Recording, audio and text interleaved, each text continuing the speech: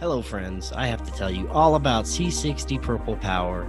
Since I started using C60, which may be the most powerful antioxidant known to man, I feel amazing, and you should too. I have more energy, I sleep better, and I've lost over 30 pounds. But please go check it out for yourself. It has so many amazing benefits. Just click the link in the description or visit c60purplepower.com and use coupon code KNOWLEDGE10 to get 10% off your order plus free shipping. That's C60 Purple Power.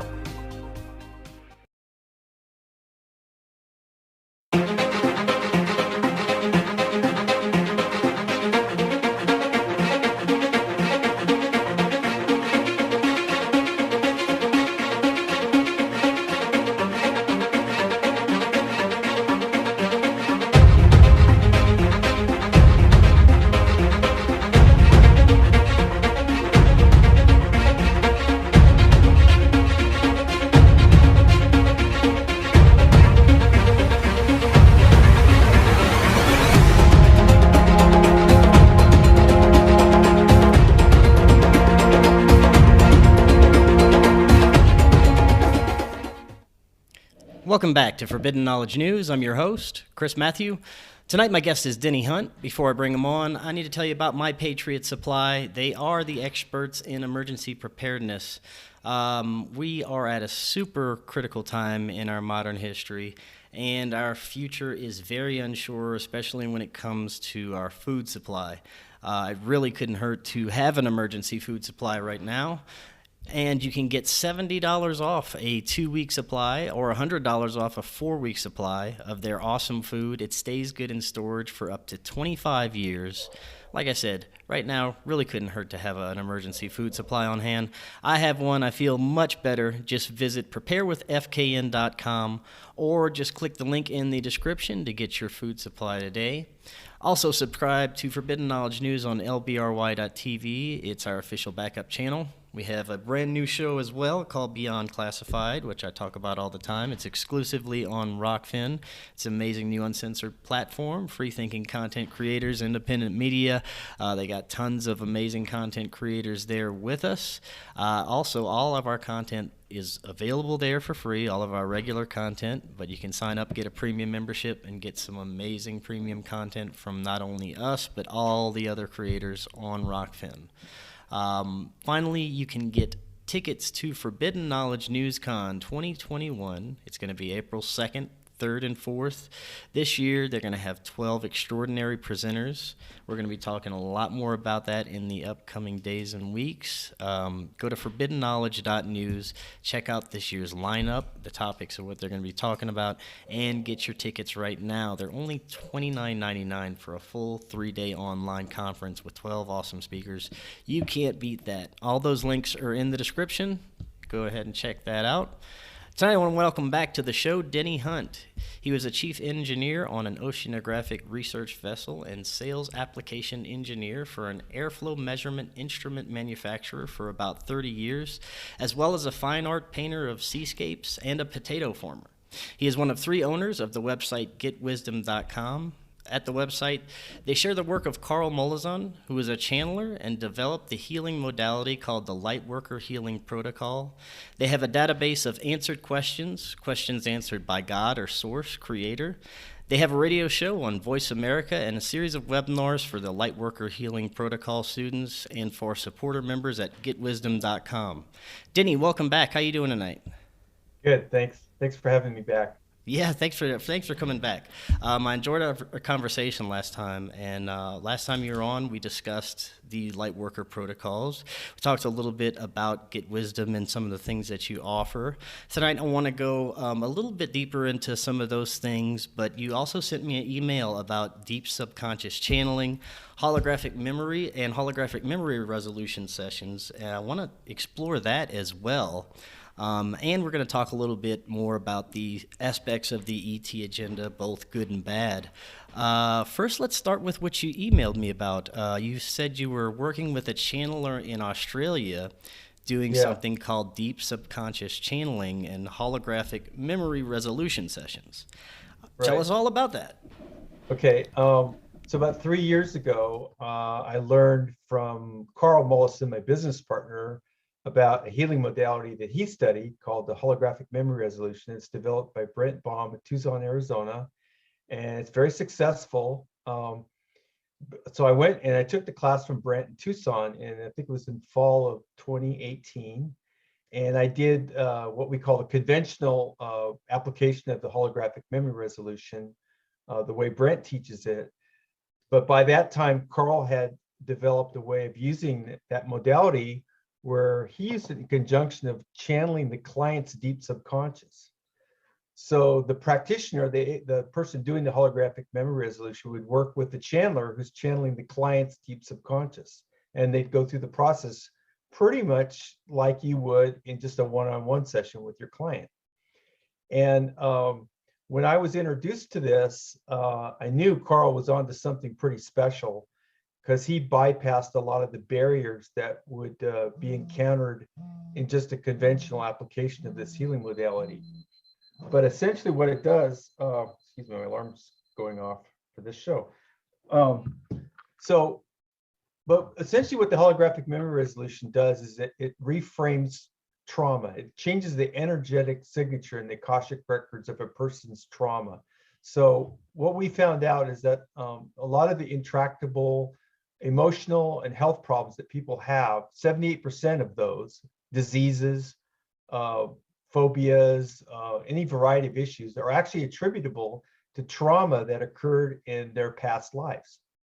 And a lot of times these are repeated. So this trauma would be repeated in various formulations, if you will, lifetime after lifetime after lifetime. And so what we find is in a current incarnation, the person would be experiencing these reactions to things that they really wouldn't have a clear explanation for because they couldn't tie it to any experience they had in their current incarnation. So for instance, they could have a fear of water, but when they were young, they learned how to swim in the kiddie pool or whatever, and they never had any traumatic experiences with water, but they always have this fear of water. They don't want to go out on a boat. They don't want to go swimming in the deep end of the pool. They don't want to go to the lake. They don't want to go to the river. And there's no explanation for it in their current life. Well, through this holographic memory resolution, you can actually discover, especially with the deep subconscious channeling, you could discover where that fear came from. And in uncovering that, you could also what we call reframe the trauma. So we change the energetic signature of the trauma. So it's no longer a trigger that's coming from the deep subconscious to the person's conscious, awake, present incarnation life.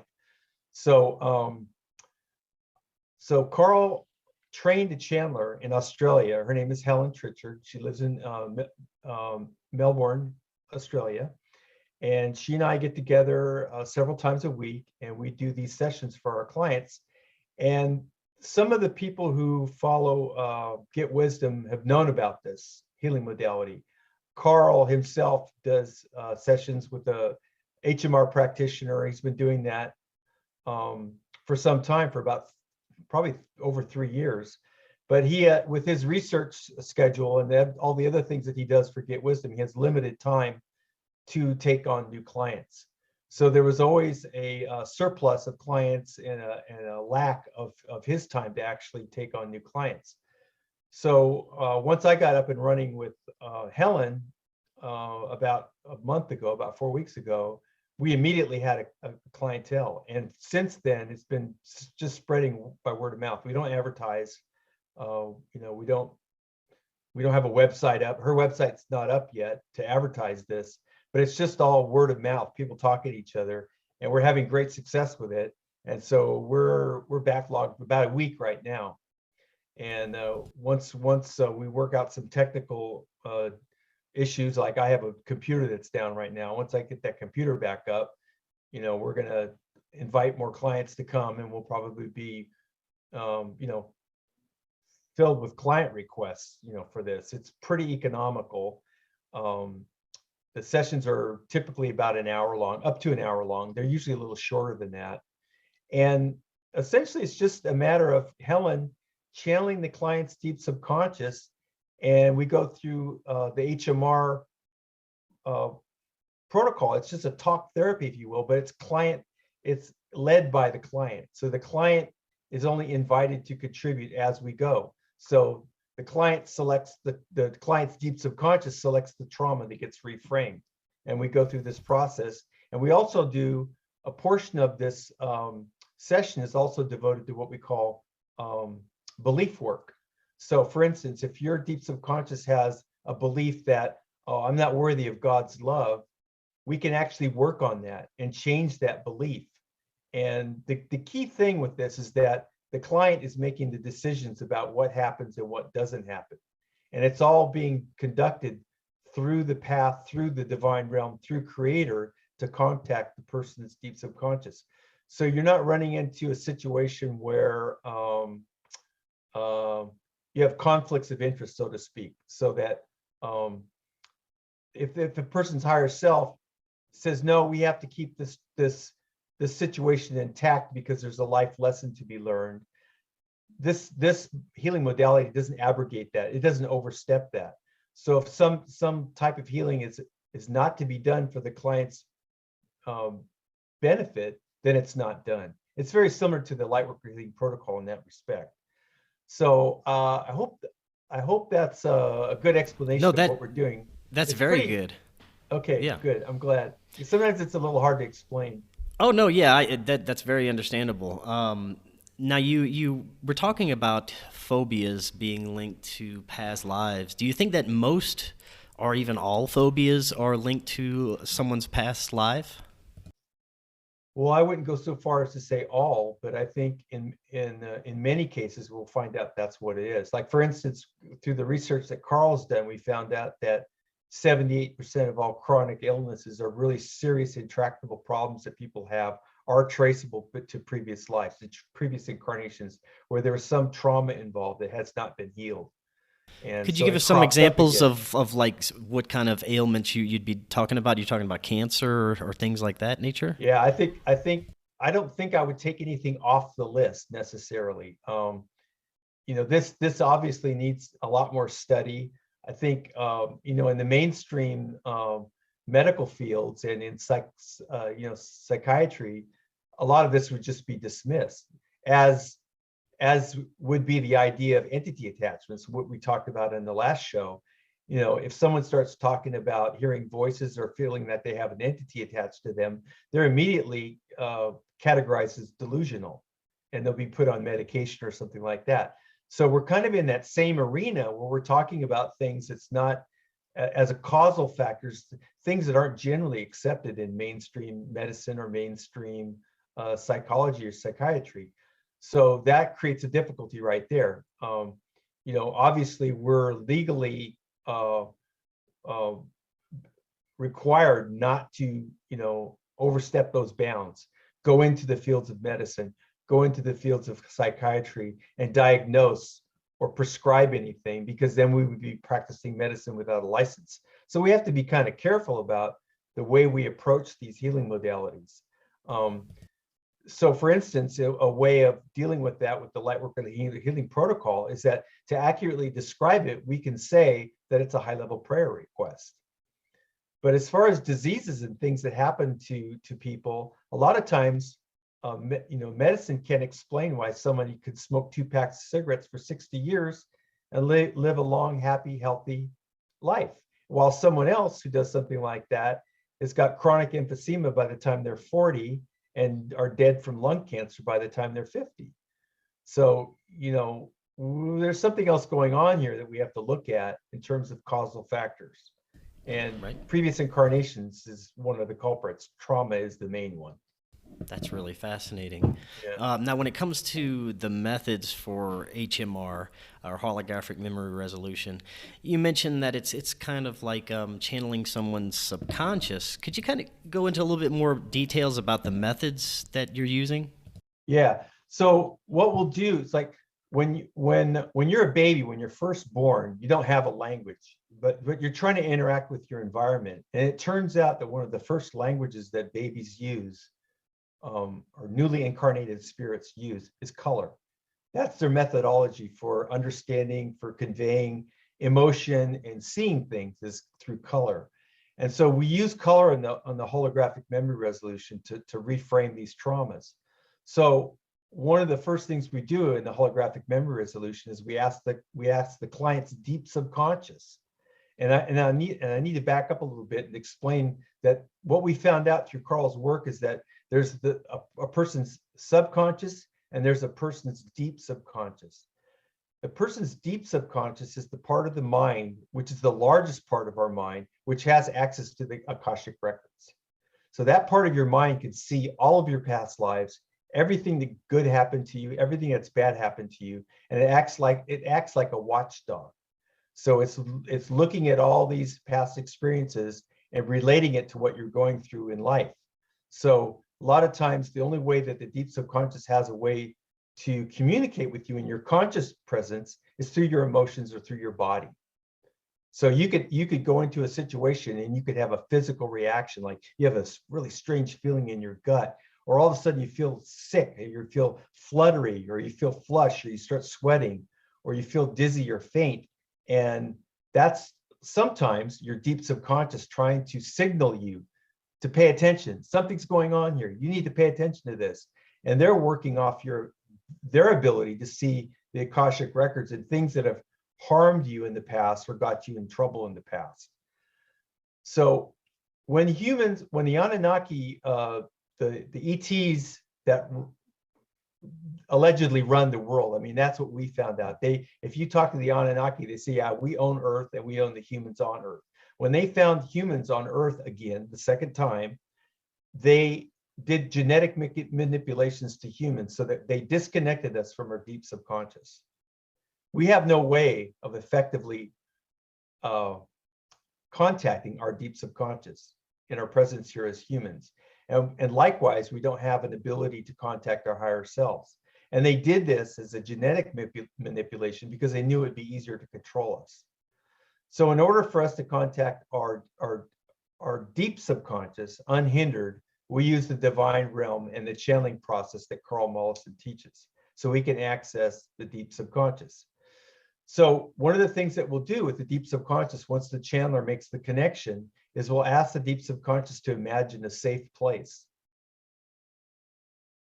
and put themselves in that safe place. It could be at the beach, at the forest, on a mountainside, in a pleasant room with nice furnishings. It could be anything that the deep subconscious can imagine as a safe place for them to be. And then we ask them to associate a color with that safe place. And then we'll ask them to run that color through their body. And what happens with trauma is that color is not going to go through. That trauma registered somewhere in the physical body, and the color is not going to be able to go through. So then we start to investigate, well, what is this feeling in this part of the body where the color can't go through? And we'll get a complete description of this feeling: size, shape, color, texture, temperature, its texture, everything. And once it's defined, then we'll associate that event with an age. Doesn't matter what lifetime. It could be from 1,000 years ago, 4,000 years ago, or the previous incarnation. And there'll be an age associated with this feeling. And then there'll be a scene associated with the age and the feeling. And that's the traumatic event. And then we guide the deep subconscious into a process where they can reimagine that event and reframe it with a new color and a new energetic signature. And that's how we deal with the trauma and heal the trauma, so that no longer acts like a trigger. Now, in some cases, the effects are immediate. And in some cases, the effects are retrocausal, meaning that we've had people react to this healing modality before we even did the session. That's interesting. It's not time bound. And this isn't considered like any form of hypnotherapy, right? No. Yeah, that's very interesting. Because hypnosis really doesn't. I mean, there's a big mistake out there in the world of regression and everything, and that is that your subconscious is your subconscious, and there's no distinctions within the subconscious mind. It's just the subconscious mind. Well, we found out that's not true. There's actually two levels of the subconscious mind. There's the subconscious, which is accessible through hypnotherapy, and it's also susceptible to being hijacked by disincarnate spirits, namely Anunnaki psychics. So when you see a lot of these regression therapists and these people coming through with descriptions of things that happened to them off-world in another life or some out-of-body experience, a lot of times those sessions are being hijacked by a psychic. And the person will think that they're communicating with the higher self when no such thing has happened. It's another entity stepped in and identified themselves as, oh, I'm your higher self, or oh, I'm your subconscious. And they'll go into these outlandish stories, typically involving benevolent ETs, this kind of thing. It's a very common scenario, unfortunately, in that arena. And so what Carl found out through the channeling work he was doing is that there is such a thing as a deep subconscious, and the most effective and efficient and safe way of contacting it is using the divine realm to make that connection for the channeler and to protect that connection from being hijacked by ET psychic or a dark spirit. Now, would you say that one of the first keys before you even start working with these protocols or any of this stuff is to try and make yourself physically healthier? Would you say that's something like an important factor? Well, that always helps, but that's a very hard thing to do in this day and age because Right. we've been subjected to so many toxins, so much disinformation, and just the karmic baggage that all of us have. I mean, the average person on Earth has had over 400 lives, incarnations, with most of those carnations having some kind of trauma that's never been healed. So we come into the world with a lot of baggage. We don't come into the world as a clean set slate. So it's always good to be healthy if you can be healthy, but I think it could be a little overrated, and it should never be used as an impediment for either receiving healing or giving healing. That's always something that could be done, even for someone who's not in good health. Now, whenever you're communicating with Source, how do you know, like you said, the certain channeling can be hijacked, or you could be communicating with another entity that's not your higher self or Yeah. Source. How can you tell for sure that you're communicating with Source or a benevolent entity? Well, there's a couple techniques. One of them that I haven't really worked with this too much because I'm not much of a feedback kind of person. I'm not psychic. I'm intuitive in a sense, but it's more clairsentient rather than clairvoyant or clairaudient. But let me grab something. I'm going to read it, and this is what we share on our website called the protection prayer.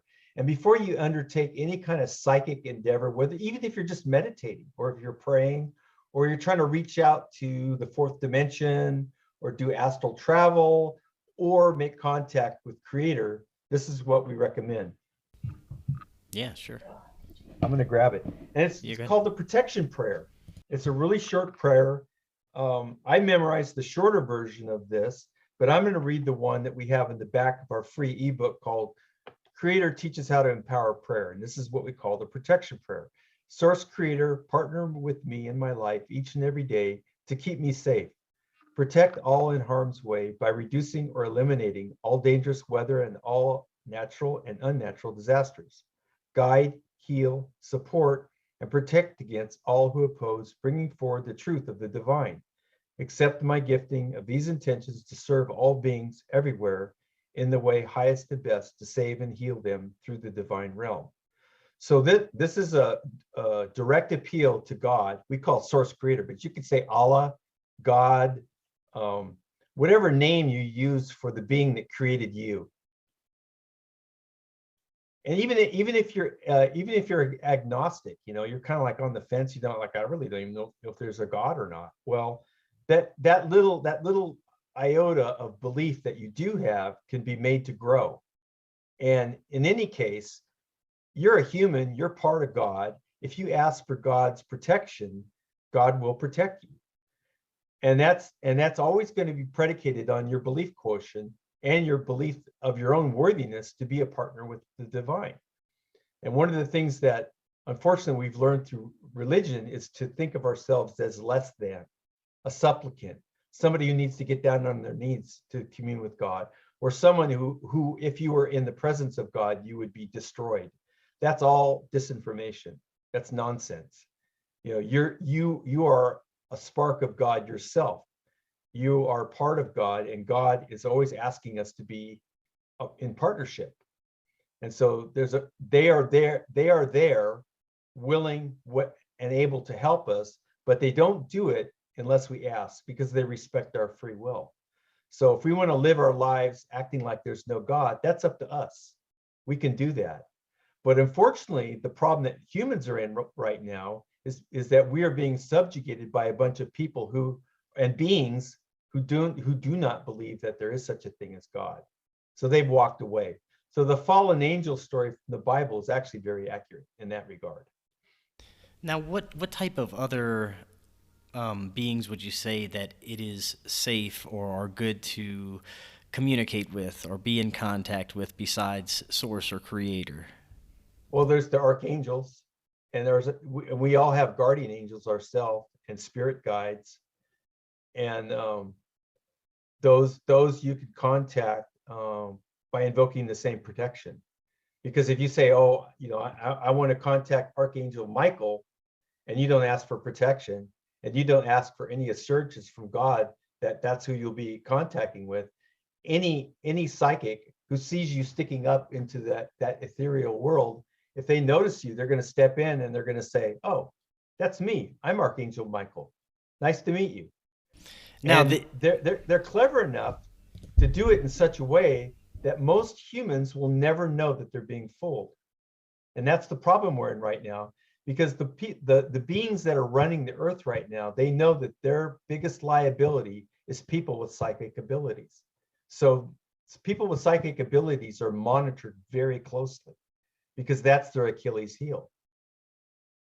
Now, you said that you can be psychically attacked. Now, is it not only extraterrestrials that are doing this? You think that there could be humans out there that with psychic abilities that could be hijacking people's? Yeah. I mean, that's the dark arts, satanic ritual abuse. Most of there's a I guess a category, if you will, of humans that have learned a lot of this from dark spirits and malevolent ETs who teach humans how to do the dark arts, if you will. But human efforts along those lines are rather weak when compared to those who taught them how to do it. So now lately we've been hearing this kind of rash of celebrity extraterrestrial channeling. I don't know if you've heard anything about this, but I've heard snippets on the mainstream news and pop culture media, whatever, that certain celebrities are now talking to aliens and channeling aliens and bringing messages forth. And I couldn't imagine that could be anything good. What are your thoughts on that? Well, yeah, the entertainment industry hasn't been very good at covering up their motivations. Yeah, right. So you kind of have to judge them by their fruits. So just based on that alone, I would agree with you. And also, from another perspective, you could look at it like there's things happening in the world now where people's programming around the soul savior mentality is coming to the fore. The human situation is becoming so dire that a lot of people are convinced that the only way that we're going to be helped is if some ET race comes in and takes over and heals the environment, heals politics, heals the monetary system, heals the education system, takes care of the pharmaceutical, corrects all these ills that are everywhere. And that's part of disclosure. And disclosure, unfortunately, is a psyop. And so I would characterize what you just described as part of that psyop. And it's the same thing with mainstream media talking about, the Navy seeing ETs, and they show that image of the you know the craft flying, and this fuzzy little image Yeah, of yeah, something right, right. darting around, and all the UFO sightings, and all the channelers, and the people talking about ascension, and all of these things are kind of feeding into this, what we call disclosure psyop. And there is, we've been told that there is going to be a disclosure, but it's not good. And they're going to portray themselves probably as a good guy, bad guy scenario. So you'll have the evil reptilians and the beautiful blonde-haired Nordics, and they're going to be fighting each other for control over the earth. And if we just side with the beautiful Nordics to fight the evil reptilians, everything will be fine. But it's going to be characterized as a fight, that there's some extraterrestrial war going on, and that the planet Earth is going to be the prize, and humans are going to ascend once they can, join up with their star brothers. Well, they're And already planting the Galactic Federation seeds with the former Israeli space chief guy. exactly, That's exactly, yeah. It seems like they're exactly. setting up for that. Yeah, and so what we've learned is that that's a psyop, and it's essentially going to appeal to the same kind of thing, like the second coming of Jesus. Someone's going to save us. We're the spectators. We're the recipients of largesse and benevolent ETs, and God coming back to save his fallen race, or whatever, however you want to characterize it. But that's we see that as a ruse. It's a fake scenario, and it's a ploy to get. It's a Trojan horse. They're going to show up and they're going to say, "Let us help you," and as soon as we say yes, game over. We're not supplicants. We're in the game to solve the problem of evil in this galaxy. It's a free will galaxy, but we can't do it without Creator's help, and Creator's not going to help us unless we ask for it. That's the conundrum. And at once it seems very implausible, and in some ways it seems almost too simple to be true. And some people would claim, well, that's just another variation of the savior mentality, except for we have a part to play in it, and that is the healing. And so that's what brings us back to what we were talking about the last time I was on your show, the Lightworker Healing Protocol. That's the methodology that we've been taught for healing not only ourselves, but our perpetrators. Raise all up, even those atheistic ETs who want to subjugate us. Now, They can be raised up too. now those ETs. You mentioned reptilians, you mentioned the Anunnaki. What are the primary threats that we're looking at when you're talking about these negative ETs? And Okay, are any of the Greys good? that's the no. first thing. Yeah, that's what I thought. What we learned is no. And the Greys, even though you'll hear testimony that they come in many forms, there's tall Greys and the small ones, and the ones that are robotic, and the ones that are actually organic, and then the Greys basically are biological robots. They're DNA-based robots that were built by the Anunnaki, the Arcturians, which is an old ET race. And there's a cohort of four: the Anunnaki, the reptilians, the Nordics, which are also known as Arcturians, or the Arcturians, which are also known as Nordics, is a better way to put it, and the Arcturian creation, the robotic Greys. So they've been very good at confusing this situation. I mean, you can look at documents where it's claimed there's 80 different or 50 different ET races out there, and there's probably millions of ET races out there. But insofar as Earth is concerned, there's only 4 races that are running the show on planet Earth, and they've run the show on planet Earth since before recorded history. So humans don't really have any kind of frame of reference for not being under the thumb of the Anunnaki. And then since the Atlantean times, the reptilians and the Arcturians showed up with the Greys. And the Greys are a robotic being that are very interested in the human mojo of reincarnation and spiritual things that we think of as spiritual, and they think of as very desirable artifacts as a result of our DNA. So they know that we reincarnate, but they don't know how it's done. They think it's somehow related to the DNA. So they're constantly doing research on humans trying to figure out this DNA puzzle and reincarnation. They can't figure out how it's done. So the Greys, since they're biological, they can live, I don't know, 400 or 500 years, and then they have to be recycled. They can be rebuilt, but they're not a soul-based being. But they're very interested in humans and these peculiar abilities that humans have that they haven't quite figured out. The reptilians are they are as they are portrayed. They're very warlike. They use humans as food. They use humans as slaves. Most of the human trafficking and the child sacrifice and pedophilia, a lot of this stuff are learned, were taught to humans, the human ruling class especially, from the ETs about how to treat each other in this way. A human, given their own proclivities and resources, would never think of eating a baby. It's just not, or torturing their fellow man, or having wars, or torturing each other, or killing each other, or subjecting someone to mental abuse or physical abuse or anything like that. This is all stuff that's been applied to humans in their effort to subjugate humans. And so now, would you say there's a like a metaphysical aspect of or demonic aspect to this, to where there's entities that are kind of more metaphysical?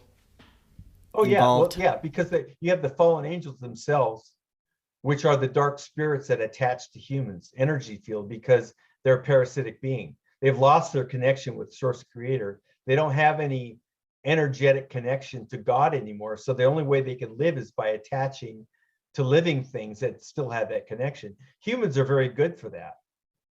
So these dark spirits infected the ETs first. And then when humans came along, both the dark spirits and the ETs went after the humans. And so this is their playground now. This is their outpost. This is their feeding station. This is their entertainment arena. And basically all the bad things that are happening on Earth right now is an orchestration of ETs. And I know that sounds very far-fetched, but you have to understand the Anunnaki themselves is a race of beings that's 5 billion years old.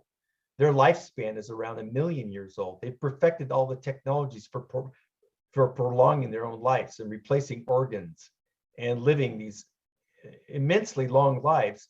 And they're basically disconnected sociopaths. One of the rites of passages for these races, including the reptilians, is killing your own parents. Now, these Anunnaki, are they, just humanoids that most likely walk among us? Do you think that they are, not the Anunnaki, because the Anunnaki is a giant race of beings. They're like 12 to 15 feet tall, 2 rows of teeth, 6 fingers. I don't know about the elongated skulls. My business partner, Brian Kelly, who also is one of the owners of Get Wisdom, is a lot more versed with the Anunnakis than I am. I think he's going to be a guest on your show, Chris. Yes, yeah, I need to get back with him. He was supposed to be on, but we fell off, and we're going to get back together. But I'm going to have him on soon. He actually knows quite a bit more about the Anunnaki than I do. That's been an area of study for him, and he's studied this stuff for like 35 years. But the Anunnaki are, the apex ETs involved with Earth. I mean, they're in an alliance, kind of a tenuous, antagonistic alliance with these other ETs, but they've worked out an alliance where they can each serve each other's needs, getting the humans to serve all their needs insofar as humans can supply them. The problem that we're in right now is that the rulership is changing from to Enlil, if I'm not mistaken, and you can verify this with Brian when you talk to him. But there's Anu, the father, the one that is talked about in the Sumerian tablets. Right. He had children, Enlil, Enki, and there was a daughter. Anana. So Anana, and her ownership is being transferred to Enlil's right now. And they're at the place now where they have decided to close up shop on Earth. And they've already done this once. There was a human contingent on Earth in ancient times that they eliminated. No more humans. They came back 150 some odd thousand years ago, and in the interim, God had reinstituted the divine human free will experiment once again, and there was humans on Earth again. So they came back, they found humans, and they did the same thing to the humans that they did the last time. And the first order of business was to disconnect them from their deep subconscious and disconnect them from their higher selves, because they knew with that genetic manipulation, the humans would be easier to control.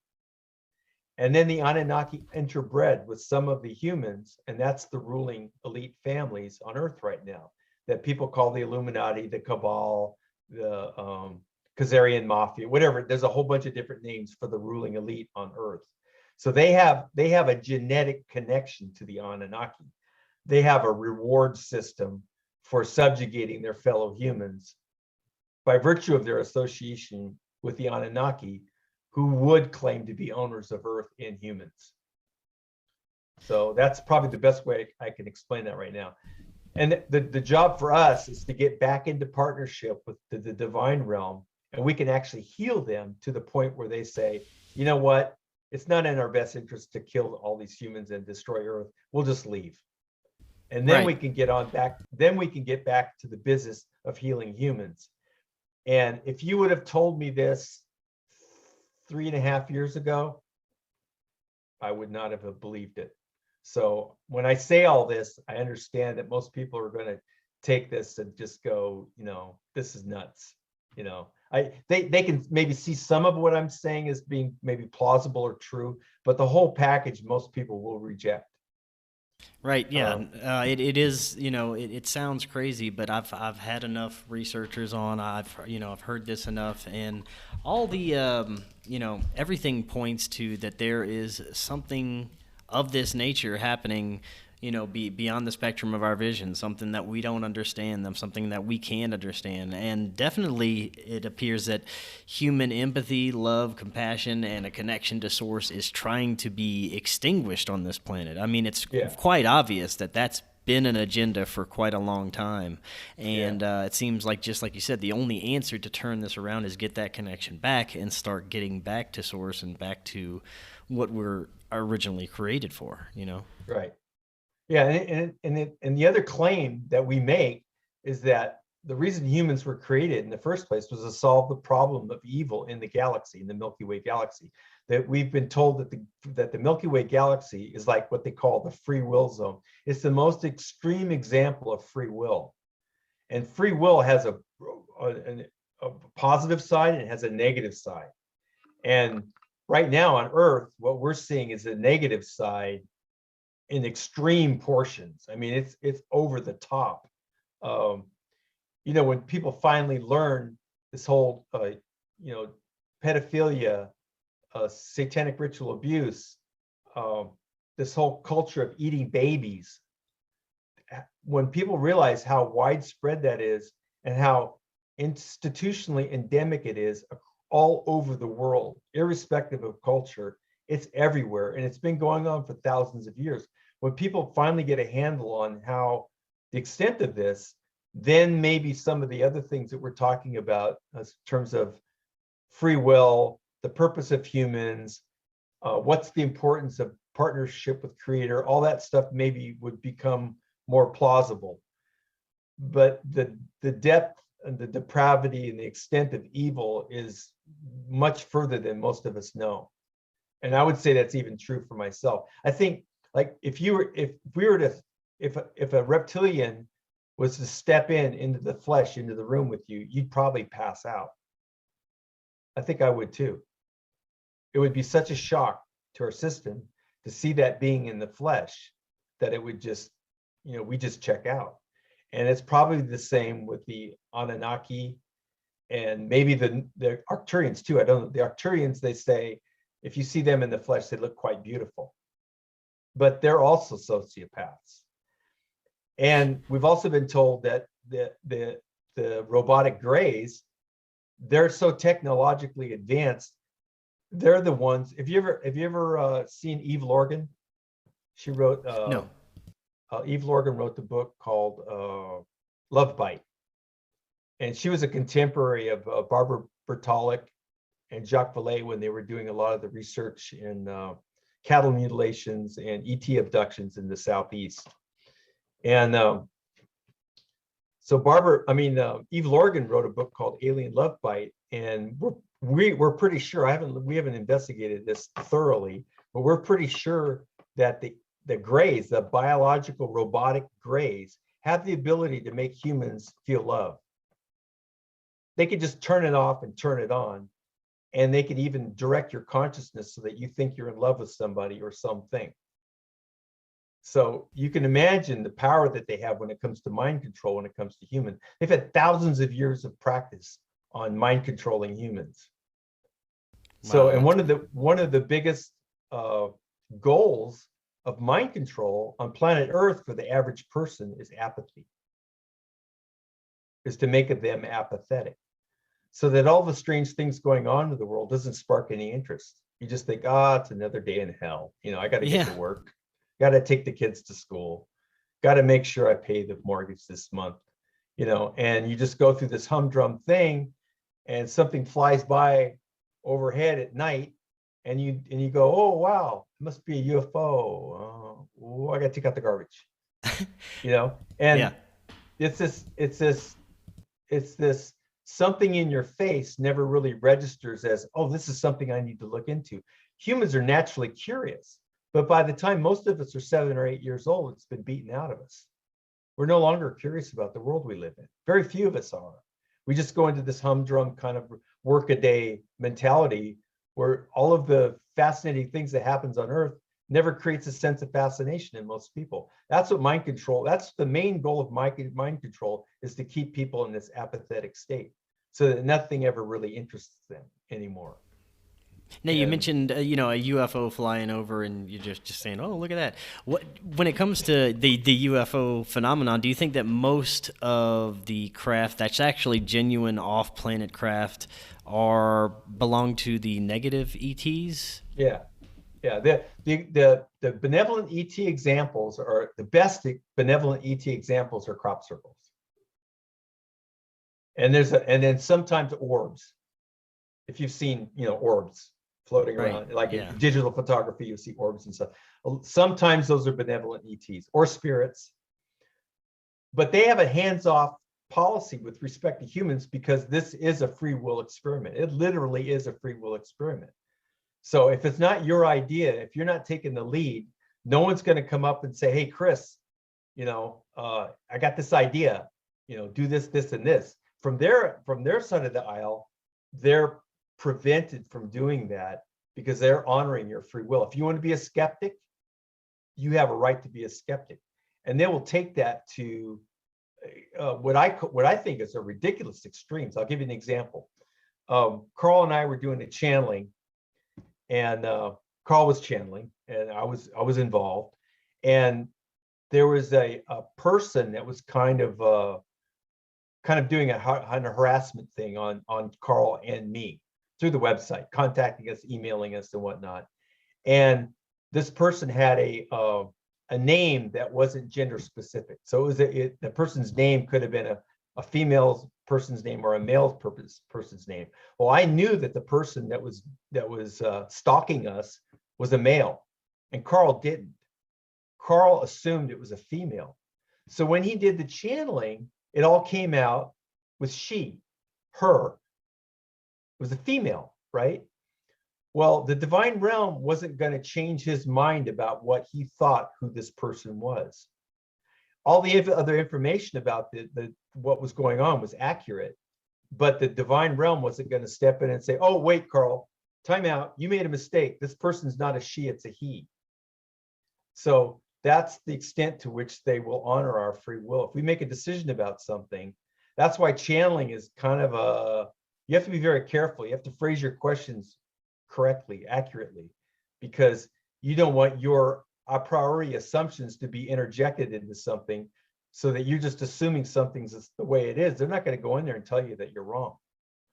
And so in order to learn things, it's kind of slowed things down, because we're always learning something that we didn't know.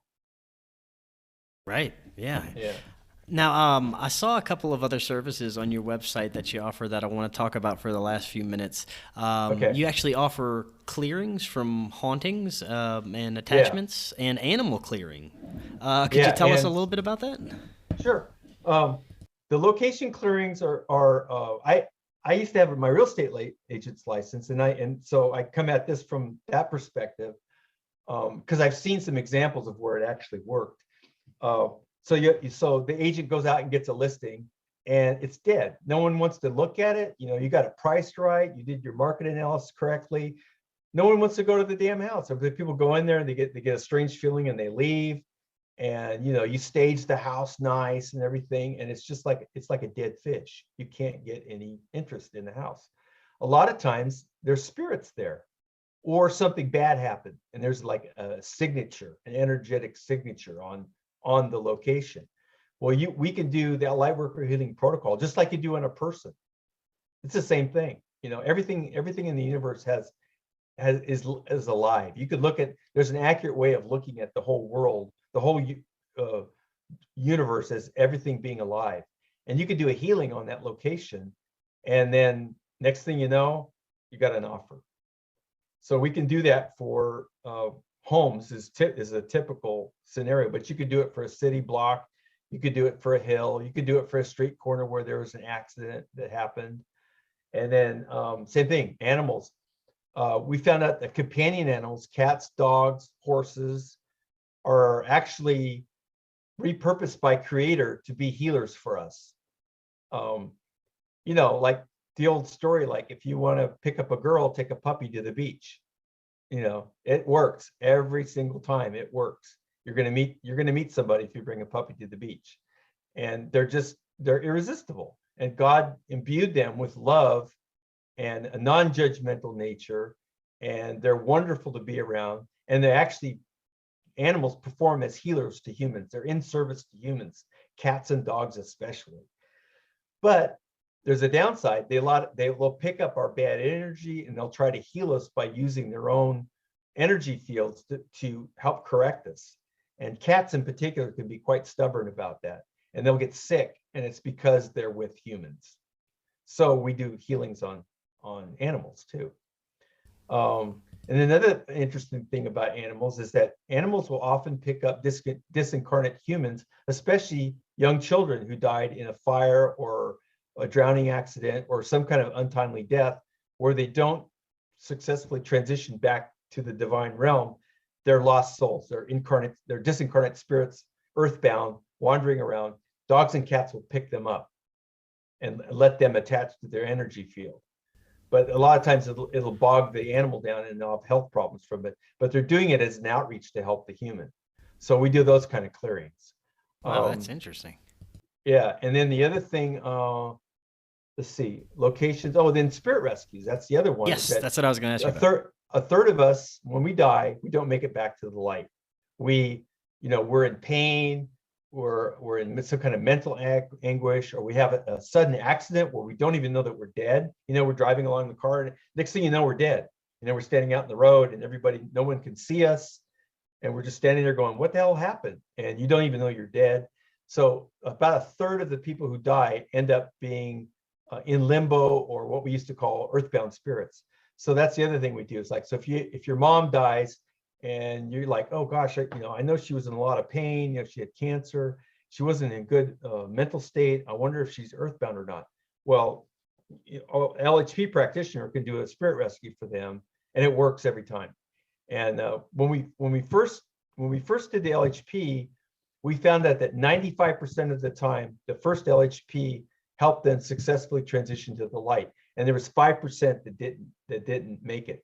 And then since that time, this is like over 2 years ago, we recreated the LHP to create a repeating process, so that when we do the LHP for somebody, it repeats, and it repeats as fast as the divine realm can apply it given the situation. So some people, if you heal them, they need time to adjust to the healing, if you will. So you're not going to just run in and do another healing. You're going to wait till they adjust, and then you'll come back and you'll do another healing. Well, we do the same thing with the disincarnate spirits, so that eventually, in all cases, when somebody gets a LHP done for them as a disincarnate spirit, they will be returned to the light. But a lot of people, they're stuck, they're earthbound for years and years. A good example is Marilyn Monroe. She was earthbound for over 50 years before she got to go back to the light. And Judy Garland, same thing, Judy Garland. Really? Yeah. Did you find this out by someone channeling these spirits? Yeah. Carl and I, before Get Wisdom started, when Carl and I first met, he said, "Hey, I got an idea for your YouTube channel. I'll channel people who have successfully returned to the light, and we'll discuss the ET cover-up on planet Earth." And so that's what we did. And the first one we did was Dwight D. Eisenhower. Oh, that's cool. And then since then, we've done like 140 different subjects. Oh, wow. That's awesome. Yeah.